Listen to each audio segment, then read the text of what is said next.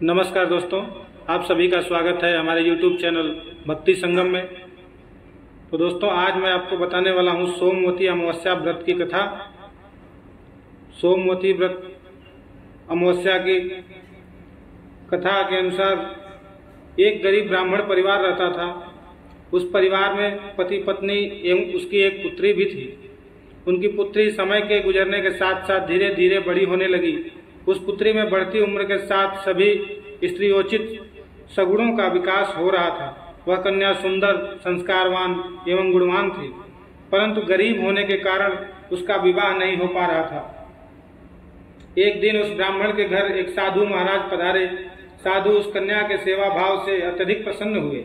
कन्या को लंबी आयु का वरदान आशीर्वाद देते हुए साधु ने कहा कि इस कन्या के हाथ में विवाह योग्य रेखा ही नहीं है। तब ब्राह्मण दंपति ने साधु से इसका उपाय पूछा। कन्या ऐसा क्या करे कि उसके हाथ में विवाह योग बन जाए। साधु महाराज ने कुछ देर विचार करने के पश्चात अपनी अंतर्दृष्टि में ध्यान करके बताया कि कुछ ही दूरी पर एक गांव में सोना नाम की एक धोबिन महिला अपने बेटे और बहू के साथ रहती है, जो बहुत ही आचार विचार एवं संस्कार संपन्न तथा पति परायण है। यदि यह सुकन्या उस धोबिन की सेवा करे और उस महिला उसकी शादी में अपने मांग का सिंदूर लगा दे तथा उसके बाद इस कन्या का विवाह हो जाए तो इस कन्या का वैधव्य योग मिट सकता है। साधु ने यह भी बताया कि वह महिला कहीं बाहर आती जाती नहीं है। यह बात सुनकर ब्राह्मणी ने अपनी बेटी से धोबिन की सेवा करने का प्रस्ताव रखा।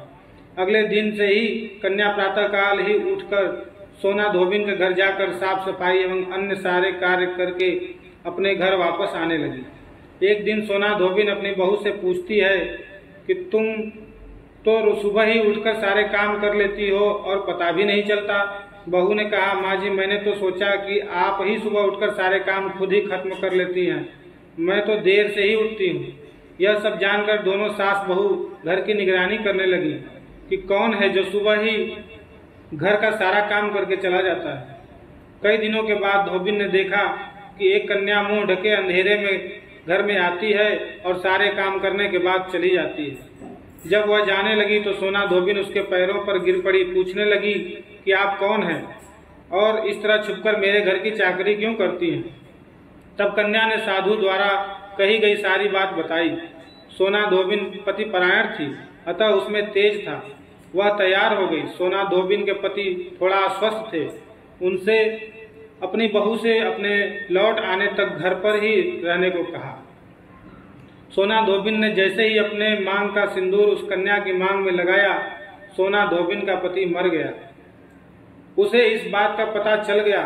वह घर से निराजल ही चली थी। यह सोचकर कि रास्ते में कहीं पीपल का पेड़ मिलेगा तो उसे भंवरी देकर और उसकी परिक्रमा करके ही जल ग्रहण करेगी। उस दिन सोमवती अमावस्या थी।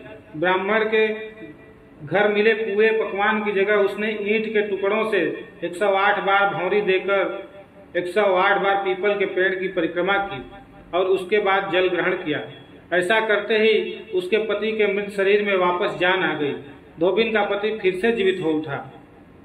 तो दोस्तों, ये थी सोमवती अमावस्या की कथा।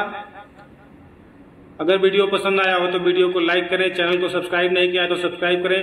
साथ ही कमेंट में श्रीमन नारायण लिखना बिल्कुल न भूलें। तो फिर मिलेंगे अगले वीडियो में। तब तक के लिए नमस्कार।